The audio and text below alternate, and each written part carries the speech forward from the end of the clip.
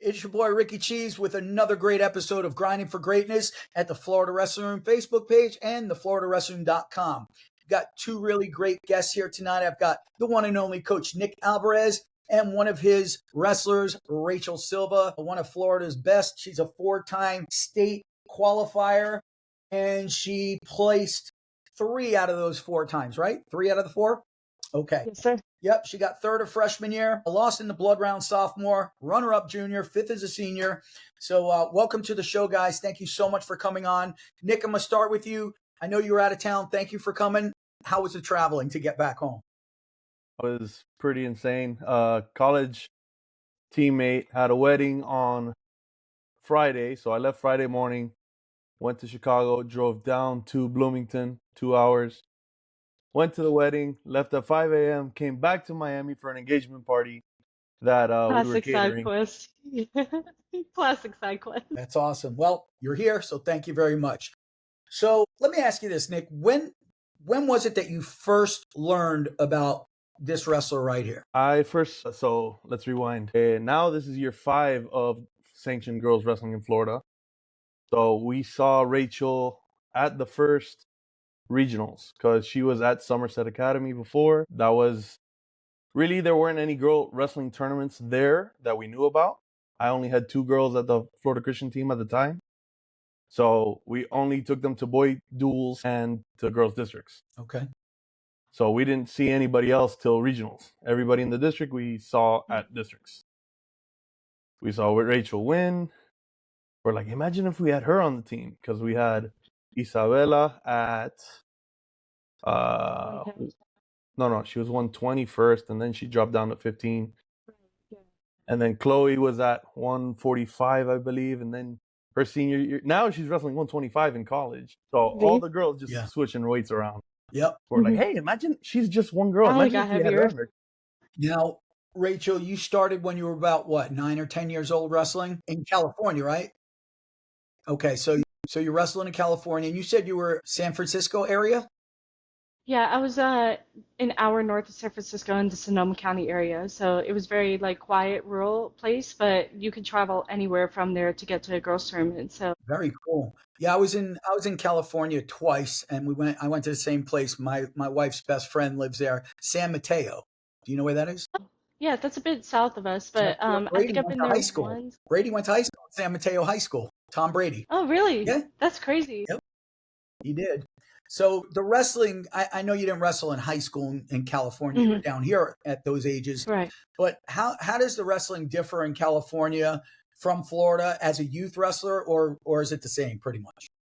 As a youth wrestler is such a big part of why I stayed encouraged to keep wrestling. But I can just remember vividly this one tournament that I went to. I was about 12, and I was probably a year out from moving to Florida. But I had been wrestling for some time, and I went to an all-girls tournament, which was an hour and a half away in some random high school gym. And when we walked in, it was only 11 girls sitting around, and the high school gym is completely empty. But then all of a sudden, this one girls team, and these are all under high school wrestlers, like youth wrestlers, and they all walked into the gym. It was over 30 girls at least, and they were all on the same team, but it was one big club that had just been training. And it was just such a wild feeling. Looking back at that now, like me and my dad just sitting next to each other, we have no one else with us. There's just a couple girls staring at each other, and then this whole team walks in through the doors and makes up most of the brackets. So, yeah. So when you got to Florida, so you moved from you were born in Coral Springs, right? Yes. Moved to California. And how old were you when you came back to Florida? I came back right before I turned 13. Okay. So that summer, it was the summer before COVID. So 2019. Yeah. Yeah. So I was going into 7th grade at the time. And then by the time I came out of COVID, it was about to go into 9th grade. So I started high school. Okay. And who'd you start with? Mako, right? That's who you started with? I started with Mako. Okay. Yep. I found him at American Top Team. And so we started training with him. And then by that time, we had already found a new capoeira school, and at the time we were going to a jiu-jitsu school named Wagner's. And then COVID hit. So it was really right as we got settled down, found our schools. Yeah. Lockdown. So, yeah. Nick, when you heard that she was maybe interested in coming to your school, Florida Christian, what was going through your head? So her father, Michael, messaged me saying, "Hey, our jiu-jitsu coach recommended that we talk to you about having as a girls team." So that was when I first saw her, that was 4 years ago. Well, now 5. Now this is 4 years ago after that sophomore year where she didn't qualify. They're saying, look, we need to make a change. So they reached out to me thinking, because we're the Patriots and Freedom High School is the Patriots. They thought that they were reaching out to me hoping it was the Freedom team. Oh, We thought we were reaching out to the Orlando team. Yeah. wow. So how'd that whole thing play out when they found out it was in Miami? We Yeah. actually spoke to Coach Bush at Fargo, and he's like, what? We could have had Rachel? This is crazy. That's funny. Well, he must have been crying losing that one. So she gets to the team. Well, before I get into that, you started Mhm. at Somerset. You did well. You placed third at the Mhm. state tournament. Yep. Sophomore year, you don't place. That's not good, obviously. Mhm. What was it that made you want to leave Somerset and find another program? I have to believe part of it was you wanted a program that actually had a wrestling team designated just for girls. Am I correct? Yes, Okay. that was very much a big part of it. And to start with sophomore year, I was coming off of winning third at states, and so I already feel fine. I loved the team at the time, and what ended up happening was I completely did not have a girls wrestling schedule, and I had no tournaments planned for me. So Blasucci, being a boys only coach, didn't look ahead for any tournaments that weren't boy and girl, not girl only tournaments. Yeah, So I ended up going into states with a 14-0 record, and I had barely qualified for districts. So I actually ended up having to go to 2 different JV tournaments just for the weigh-in. So they're not even on track for anything, but it was just for the weigh-in. I went to 2 different ones so that I could qualify for districts and yeah, even wrestle. But it was a whole thing, and it never had anything to do with my weight or anything more than just not like being completely disregarded. yeah, So yeah. I went into states feeling good that I was undefeated, but I didn't really have a team or like a set feeling behind me. So I went in there very uneasy, and I ended up winning my first match. But the second day, the first match I lost, I looked up from the stands. No one from my team was there. Like the assistant coaches were running over to watch my match, but the whole boys team, like from states that you know how you see the banister, the whole boys team was watching another match. None of them were going. No one was going. So that, and with the parents always saying on the boys side and everything, it's just it's very hard to feel like your own and feel like I'm proud to belong to that. So I ended up ending that states run and talking with Blasucci and the school AD or no, the school principal. So we ended up all talking, and I asked for a girls team, and then they proceeded to have a meeting with my parents and emailed them 2 weeks later saying we will not be hosting the girls team for the next season. Okay, So yeah, so being told to kick bricks, I was like, right, cool, yeah, great. I found Coach Nick. We were already talking to him at the time too, and I had just met him at the regionals that season. So I was already thinking like I met him, fully broke down crying that his girls had made it, and I was like, that's the coach I want. That's the coach that I need. And like, oh my gosh, who is this person? yeah. So yeah. And you know what? And you hear this all the time about everything. Everything works. Hmm. Everything happens for a reason. You hear that all the time, Right. but it really Hmm. is true. I'm very thankful it happened. Yeah, exactly. So you wound up, you landed right where you were supposed to be, and everything seemed to turn out great. Now, I want to talk about something that a lot of people don't know. I didn't know, which is the main reason that I wanted to have you on the show because you know, this needs to be heard. There could be other kids out there wrestling who are Absolutely. struggling with the same thing that you had going on and your siblings, which is hearing impairment. So tell us a little bit about that. How did it start? When were you diagnosed? What's going on? So I was not born deaf, and I was diagnosed with progressive hearing loss when I was 3 years old. So I most of my childhood I've had hearing aids, and then when I was 7, I proceeded to lose more hearing in my right ear. So I got a cochlear implant surgery and I have a magnet in my head now. So I fully rely on devices to hear. I do have residual hearing left over in my left ear. As far as coaching and wrestling, I've made it through some tournaments, like full no devices, batteries are dead. Yeah. So it takes a lot of lip reading and signing as well, but I feel like I've learned enough to really be able to get by without it. So What yeah. is the difference between the cochlear implant and an actual hearing aid?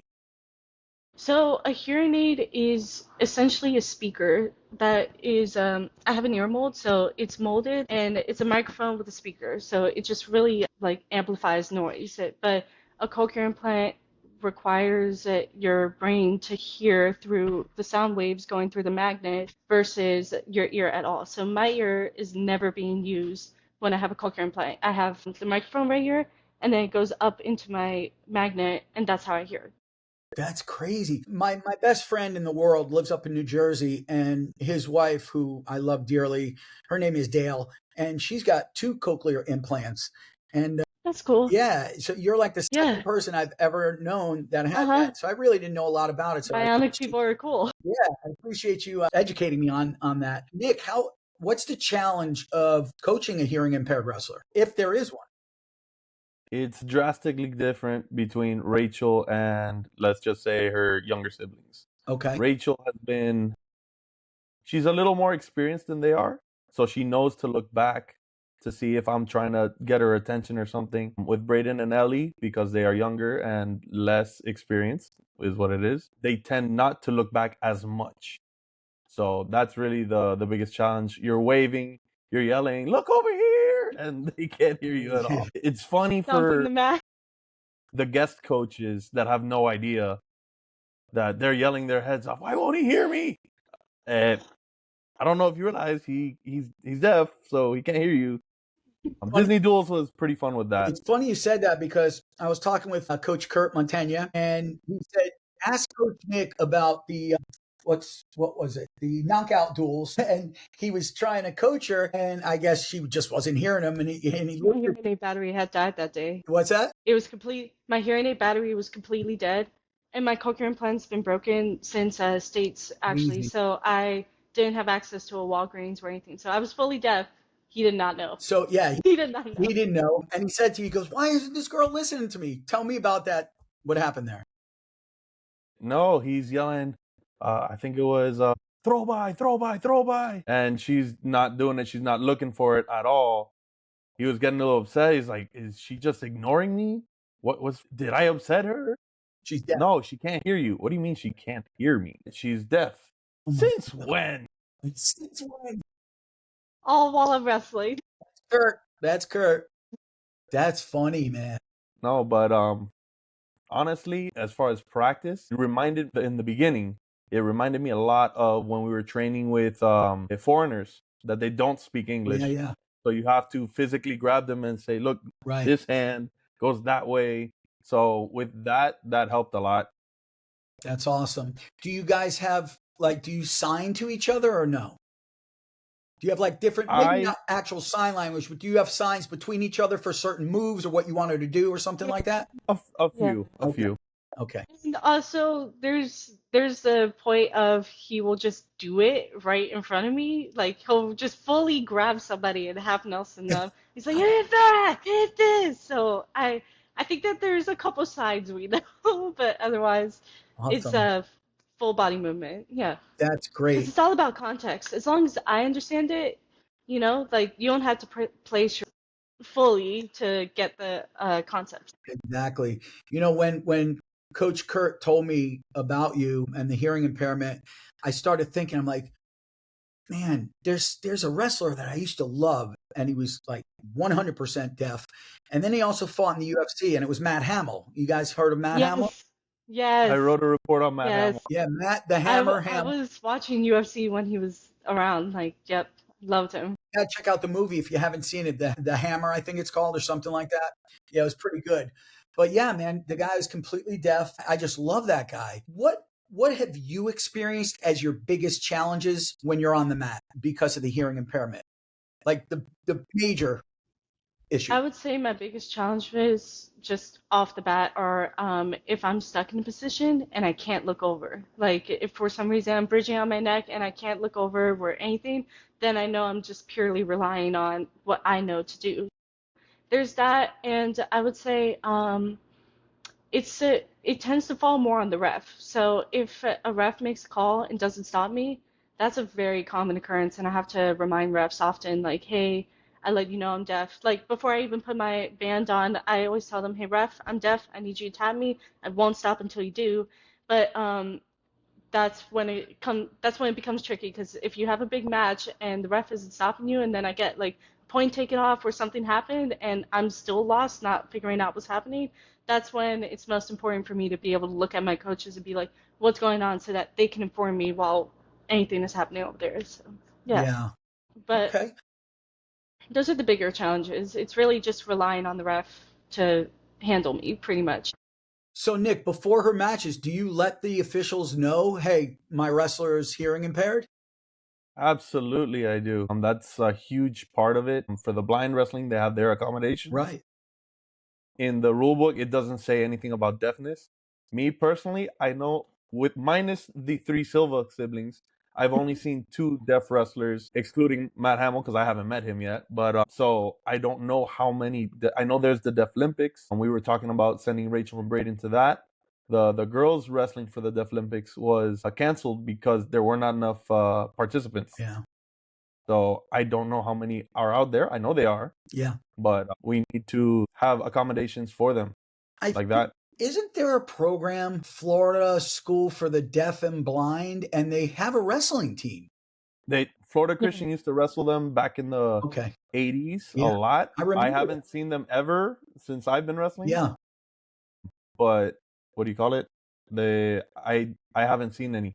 I remember in 1986, which was my senior year in high school, I had transferred. I was at St. Thomas, but then I moved to Tallahassee. So I wrestled at Lincoln. And I think that school is not, I think they're in North Florida, around that area. And we wound up wrestling them. And my best friend on the team, he lost to a blind kid, right? And we just ragged on him for years about that. So I knew that they did have a program, but I know they have a lot of blind guys on the team, but I don't know how many deaf people are on the team or if they have any. But you're right. There needs to be a program for, people who are experiencing deaf. It's most importantly accommodations for them, but then programs, of course. Yeah, absolutely. For Anthony Robles, last I was told was that if he had worn a prosthetic, then he would have had to weigh in with the prosthetic, right? That kind of stuff. So we have some guidelines already set in motion. Just we need to fine tune them for specifically deafness. And yeah. Rachel, would you ever want to coach an all-deaf girls team? Oh, absolutely. That sounds like such a dream. How sick would that be? Are you kidding? I would be so quick to already have like rules and signs and everything. Like it would be covered. You never know. Sure. You never know what the future holds. So what are your future goals? So now you graduated, right? 2025 or 4? 25. 2025. Yep. What's Rachel Silva going to do now? Well, I will be wrestling unaffiliated under Coach Nick's coaching, and I'll be traveling nationally, but as my own team and my own person. And then on top of that, I will be going to Fire Academy and finishing paramedic school in the meantime, and hoping to become a firefighter/paramedic. That's awesome. So before I told you my son Bryce was a state champ at St. Thomas. He's a firefighter now for Pembroke Pines. And it seems like that whole department is all wrestlers. You got Billy and Ernie Spreitzer. You got Really? Oh yeah. There's like Pembroke? 5 or 6 wrestlers that work. Juvenetta, Dante's brother, Gio, he's there. Bryce is there. Both Spreitzers are there. And there's another one that I'm forgetting, maybe 1 or 2. They have a ton of wrestlers there. So I asked Bryce, I said, hey, man, you going to wrestle in the firefighter police Olympics? And he said, I'm thinking, well, maybe we'll see. So that'd be awesome. So how far are you into the whole firefighter training, or have you not even started it yet? I start in January because around this point I was supposed to start tournaments already, but I'm currently in the middle of getting procedure for my wrist to be reevaluated, basically. But I was born with a condition on my wrist, which makes it swell up when I do activities. So after, now that I'm finally 18, I'm getting it removed so that I can do push-ups without being on my knuckles and stuff like that. Yeah, Sure, man. yeah, for sure. And especially in Fire Academy, like most of the training that I've done has been on concrete, but like you can ask Coach Nick. There's been multiple days I've walked into practice, purple knuckles, and I'm like, let's go. Do you want to show him from the comparison? Yeah, let me So see that. Move a little bit over. This other one. Yeah. Wow. Holy yeah, cow, Rachel. yeah. Does it So hurt or it's just bothersome?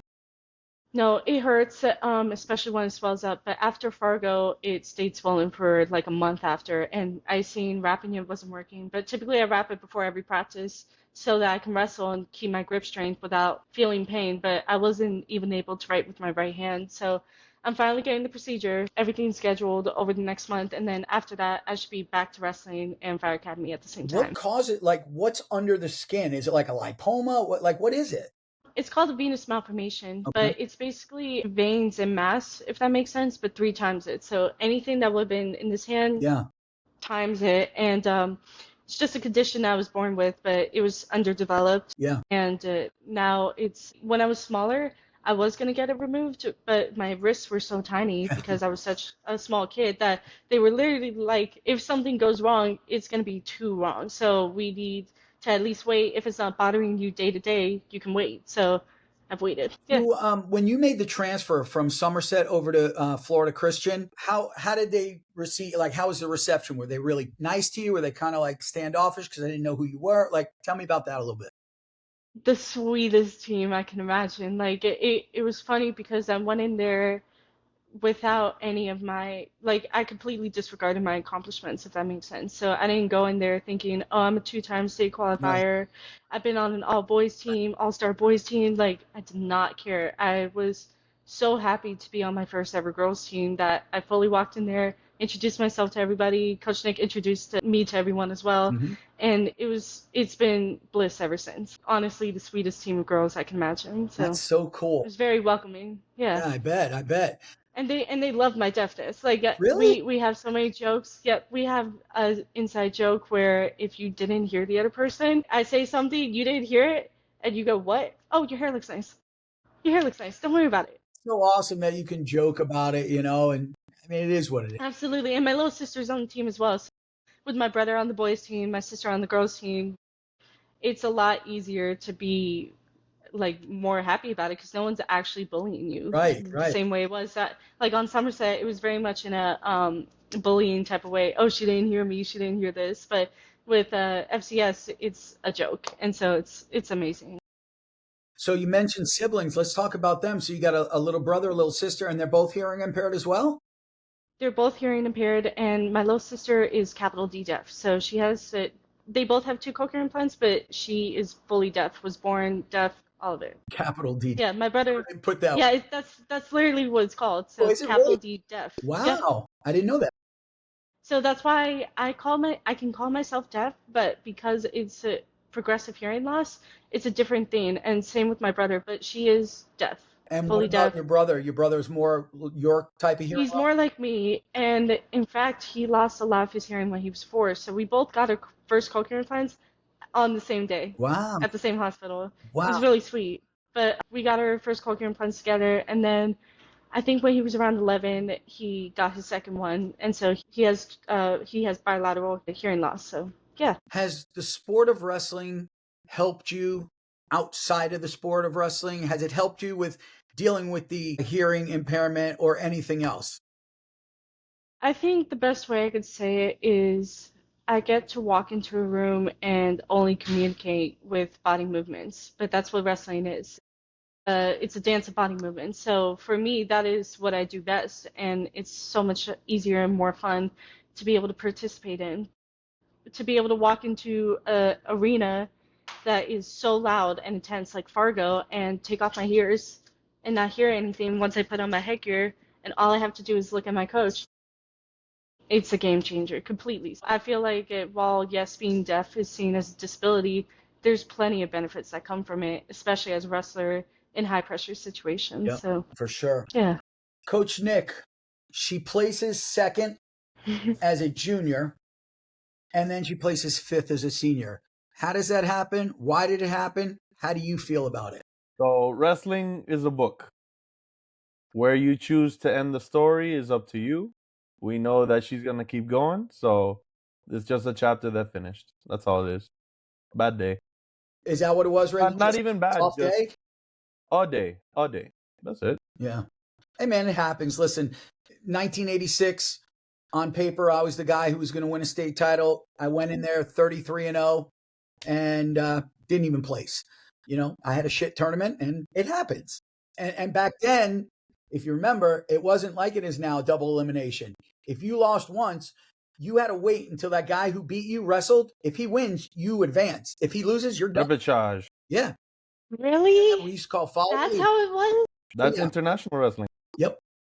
But there's no repechage in high school. You don't get, well, if he wins, you get pulled back in. But yeah. So it's So you're rooting for your old opponent. What's that? That's terrible. Yes. You're rooting for your old opponent. Rooting for him. I was like, please, I'll buy you a car if you win. Please, Karina. Because his next match, Title him like you did to me. Yes. Semis. Because I won my first match. He won his first match.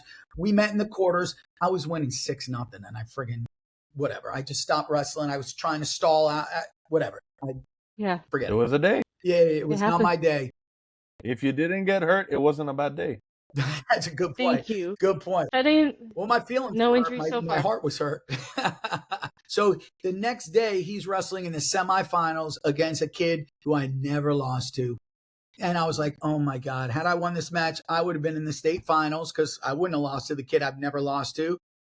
I get that feeling. And that kid friggin' teched this kid. And I'm like, I'm out. Unbelievable. But you know what? Whatever. Yeah. It is. Yeah. Styles are. Yeah, I mean, that's how the States was pretty much. Yeah. Like the whole bracket matchup was very much a semifinals match. Yeah. Or a finals match in the semis. So it ended up working out the way that it did. But I think Florida needs to go to the seeding. Stop with the formula, man. Right, yeah. Seed the tournament, because what happens every single year, and tell me if you see this, Nick, I know you have to, we're seeing finals matches in the quarters or the semis. These kids need to be separated, man. Why are you going to have two best kids on the same side? It doesn't make sense, but whatever. Yeah. So I can see seeding the number ones. So if you're a regional champ versus this regional champ, but then we have to have a unified ranking system. Right. Exactly. Man, I would. There's a couple that are really obvious, but there's a couple that are like too close to call. Right. Absolutely. I want to go back to the Fire Academy. Is there anything with the hearing impairment that could potentially keep you out of being a firefighter, or is that no?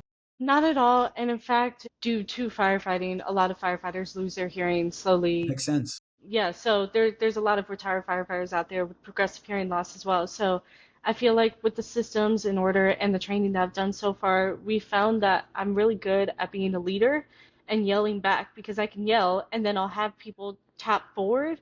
So it's like, tap me twice if you want me to move left, like pretty much like video games. So I'll lead the way when it's all smoky and you can't see anything, and they'll follow behind. So the training drills were definitely hard to get down at first, but it's really just a matter of it seeing where you fit in best. So once I found out I'm actually best calling the shots, cool. I can do that. I don't have to listen for anyone. It's cool. Yeah. I think when you finally get picked up by a department, whatever department that is, I think the guys that you're going to be working with are going to absolutely love you. And here's why I say that, because you're coming from a predominantly, or back then it was predominantly male dominated sport of wrestling. Now, not so much, because girls wrestling is the, largest growing sport in the world right now. Absolutely. So you're used to interacting with the guys and being one of the guys if you have to be, I'm sure. So you can just bring that right over to the fire department. Do you get nervous about that at all, or not really? Not really, because A, I know self-defense, so that's also very encouraging to know. And B, I feel like I don't necessarily have to be one of the guys. I feel like being myself is what they enjoy most. So as long as I'm myself, a lot of people tend to enjoy me. So yeah, as far as fitting into a fire department, It's more about the stories you have to tell. So naturally, in my case, I have stories from any sort of place in life you want to ask from. Absolutely. So I'm going to ask Coach Nick a question that I normally would ask you. And I just forgot what it was. That's what happens when you get old, man. When you get old, oh my God, I was just going to ask you. What is the future for Rachel in the sport of wrestling? She works hard. She's driven. She has the support of all her family and of all of us. So it's as far as she wants to go. What are the goals, Rachel? World team, national team? What do you want to do? What do you want to accomplish? I want to go to nationals for sure, with it being so new. And I would also love to wrestle internationally, but I really feel like sky's the limit, and the next few years are going to be fun in seeing what we can do, what can I accomplish. Right, for sure. How do your parents feel about your choice of wanting to become a firefighter? They love it. They love it so much. Yeah.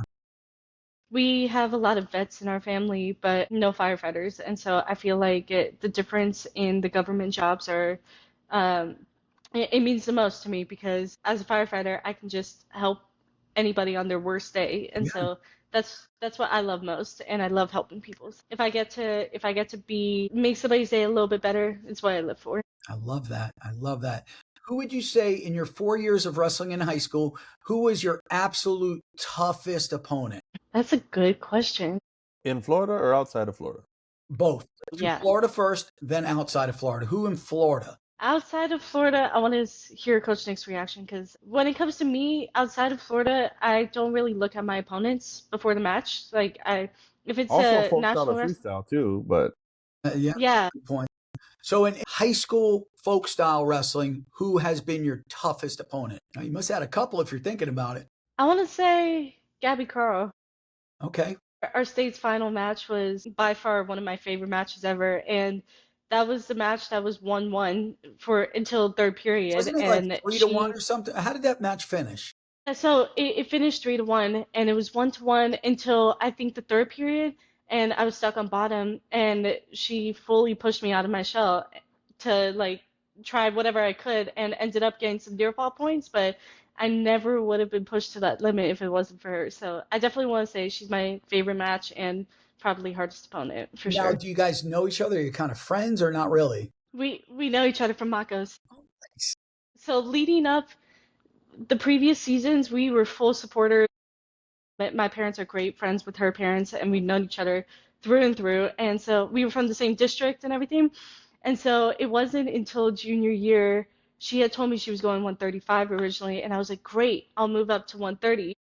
She calls me, I think, right before the season starts, and she's going, I never bulked. I'm only going 130. I was going to ask you, the wrestler before the state finals, or was that your only time meeting? The regionals, right? Nick, was there a game plan the second time she wrestled Gabby? the second time the game plan was working perfectly up until that third period. Really, all her matches were neutral fights. So, and then when she would get on top, she would dominate, because again, that's what our game plan was. So it's hard to find someone that's not massively bigger than her, that's not insanely stronger than her, that's her size, that can push her while she's on bottom. Because we could grab one of the boys, I could go and help her with her top stuff, but until it's a real situation, it's a little difficult. Yeah. So we had a good training partner, Zoe Delgado, that would push her to that point. But again, back then, Zoe was a lot smaller. Yeah. Yeah. Now, and then Styles again. Yeah, style. Hey, it's such a big part of it. Styles. What's the team looking like for this upcoming season? Take it away. Take it away. So You got that. we got Zoe Melissa Delgado leading the way. Ellie Silva now getting a lot. She grew. Rachel didn't grow that much. Ellie grew. Ellie's a ninth. Be a ninth grader or 10th? Gonna be a Ninth grader. grader. And what weight is she? To be determined. Yeah. Is she a lightweight, middleweight? She wrestled 120 2 years ago. Okay. She wrestled 155 this last year. Whoa. Now she's Exactly. like That's why I say 175. to be determined. Okay. Okay. And And then then- Braden's like 205 now. Big boy. I want to say Braden 6 foot went 205. from Yeah. 130 when I met them Hmm. to 190. Now he's weighing mid 200s. Wow. So I'm he'll the probably smallest be 190. Silva. Wow. So you're like now the Yeah, runt of the family. absolutely. It's hysterical. You're the runt of the family. Wow. Nick, how'd you come up wrestling? Tell me a little bit about your career before you got into coaching. So do you remember Cheap Charlie? Yeah. That was my first coach. Really? Really? Wow. Okay. So I was in his last little generation of wrestlers. He coached at Florida Christian from 1973 to 2008. So the only head coach Florida Christian's ever had. Then my sophomore year, he retired and moved to Crossville, Tennessee, where he still is now.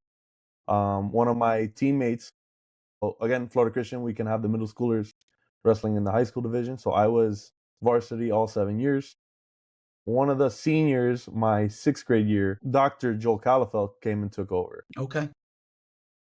And then my sophomore year, right when Zeus retired, that's when I met Nestor Verona and Mervyn Ford. Yeah. And they helped me get to that next level. Yeah. Nestor's, I love that guy. He's the man. Nestor is the man. Yep. I was just going From Florida Christian to Northern Michigan University for all Greco. Mm. Now, Got it freestyle. he went to Pennsylvania with Lincoln, which was his stepson, I guess, at the time. Yes. But now Lincoln's back down here. Is Nestor back down here too? I don't think so. No? I know he's with Bo and Jax right now. That's Okay. what I know. All right. Yeah, I just saw the thing that he's going to Virginia Tech, man. Melvin Miller and I saw Bo. that too. Wow. Bo messaged me and that wasn't my pick. And he's like, "You still support me?" I go, "Absolutely." Wow. I didn't know you were like that with Bo Bassett. I mean, I went up to McCourt, well, He's the like that. compound Yeah, to yeah. go train. We sent one of the boys, Leo Trejos, and Zoe's older sister, Sophia, to go train for Fargo last year. And I went with them for a week. So that's where I met Bo and Jax and Melvin and all That's so them. cool, man. They I love going to big didn't places. have like that. much experience with Greco guys, which was Yeah. surprising to me. Is that like your favorite thing, the Greco? I love Greco so Do ya? much. Yeah. Yeah. It's awesome, man. It's awesome. Mind, body, and soul. It's very exciting because of the big throws and things like that. What was that? I missed that. Oh, I said mind, body, and soul. It's Greco. Oh, yeah, for sure. Let me ask you this, Rachel. If a little kid, 8 years old, came walking up to you, a little 8-year-old girl, and she said, "I'm hearing impaired and I'm thinking about wrestling," what would be the best advice you would give that little girl? What would you say to her? Funny story. That's actually happened to me before.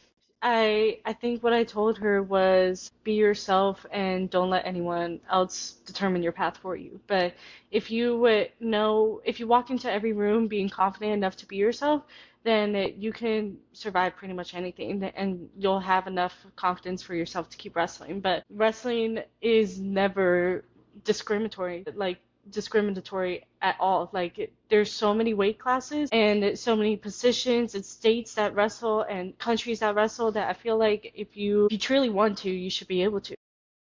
Absolutely. Nick, what are your team rules, man? How do you coach, man? Like what's going on? If you're not having fun, something's wrong. Okay. Yeah, Okay. pretty much. My goal is really, number one, make sure that we're a Christian school, so Jesus is number one in our room. I pray with the kids, our other coaches, Larry, Jose, Sumler, fully are aware that we are there to bring children to Christ. That's number one. Number two, we're going to teach them how to wrestle pretty good. Yeah, for sure. For sure. Now, what's going on with this IMG thing that I hear? Have you heard that yet? IMG Academy? Oh, yes. With a big nap.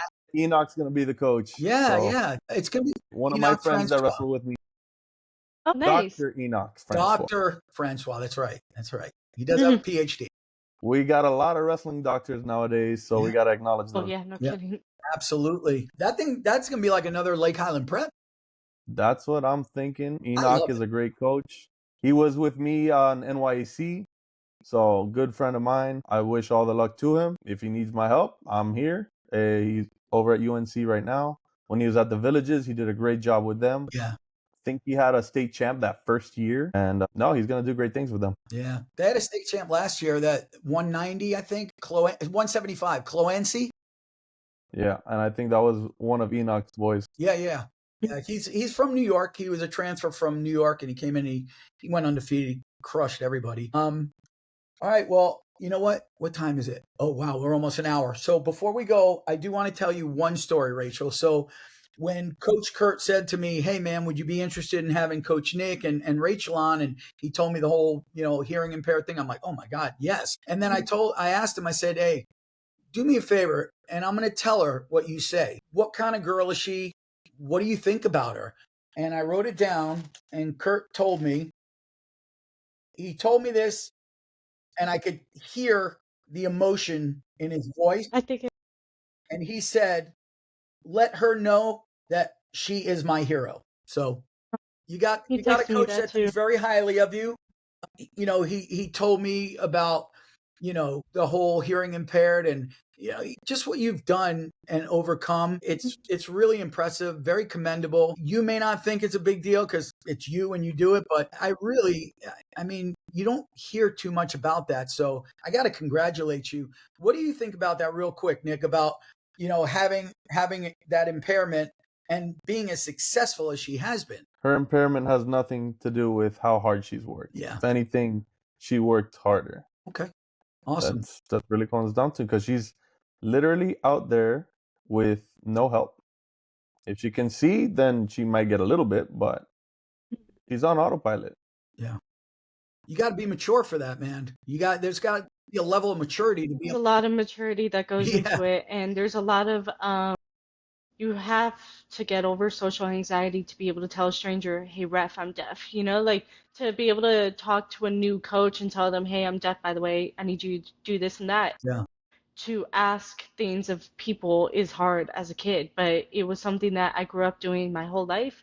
And then in turn, when my siblings came of age, I ended up already kind of having a lineage of coaches that already knew what to do for them. So I feel like that's one of the biggest reasons why I've felt so encouraged, is seeing the habitat that they get to grow into and knowing that I didn't get that. So it's like amazing. My sister gets to start high school with a girls team, with a coach that already knows how to coach, with a team that already loves her. No sort of iffiness in the air, full support. She won't go through what you went through. Absolutely not. That's good stuff. She didn't like wrestling to beginning. What's that?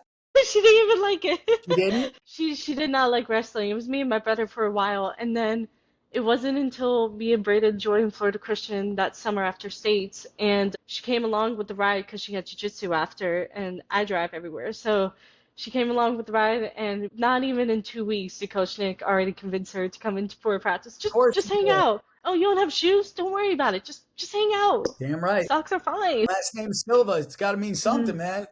You get those wrestling families. I love it. So I'm going to ask you one more question, and then we'll sign off. And this is the same question that I ask every guy wrestler that I have on the show. So obviously with wrestling, there's a lot of sacrifice. You're missing out on a lot. Whether it's a school dance, you got to train, or you got nationals somewhere and you can't do this, or whatever it is. I ask guys all the time, with balancing schoolwork, social, your social life and wrestling, do you feel that you missed out on anything, or would you do it all over again the same exact way? So naturally being homeschooled, I already didn't need to worry about high school, if that makes sense. So I had high school done, and I didn't need to worry about school dances. That was all an afterthought. Like, I never got a senior prom. That's fine. Like, I didn't really care that much, but I feel like the biggest sacrifice isn't too bad if you surround yourself with people that love you. If you love people, they love you back. Like, if you find yourself in a good group like that, see them every day if you can, see them as often as you can.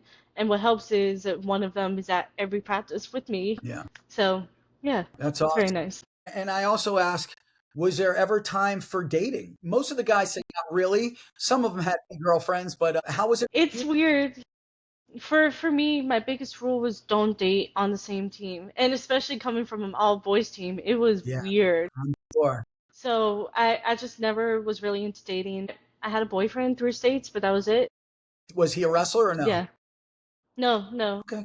I typically, people that are more available are work better with my schedule, if that makes sense. But if I'm the one that's always busy, then I can make time to go see you. But Yep.